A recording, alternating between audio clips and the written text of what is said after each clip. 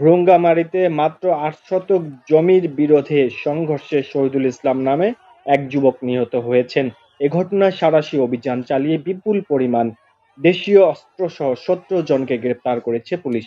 সোমবার দুপুর ২:৩০টার দিকে ভ্রুঙ্গামারী উপজেলার আন্দারিঝাড় ইউনিয়নের রায়গঞ্জ সেতু সংলগ্ন খামার আন্দারিঝাড় কানিপাড়া এলাকায় এ সংঘর্ষের ঘটনা ঘটে।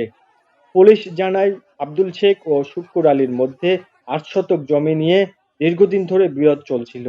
এ নিয়ে একাধিকবার সালিশ ও গ্রাম আদালতে শুনানি হলেও মীমাংসা হয়নি। সোমবার বৃহৎপূর্ণ জমিতে হাল চাষকে কেন্দ্র করে দুই পক্ষের মধ্যে কথা কাটাকাটি থেকে সংঘর্ষ বাধে। এ সময় মাছ ধরার সরঞ্জাম কোচ দিয়ে শহীদুলকে আঘাত করা হয় বলে পরিবারের অভিযোগ।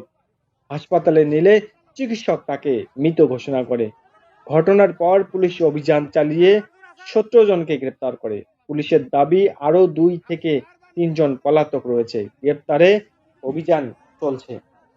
ভ্রুঙ্গামারী পুলিশ সার্কেলের সহকারী police super Muntasir Mamun moon বলেন, বিবদমান দুই পক্ষের মধ্যে জমিজমা নিয়ে দীর্ঘদিন বিরোধ চলছিল। এই বিরোধ আজ মারাত্মক সংঘর্ষে রূপ নেয় এবং একজন ব্যক্তি নিহত হন।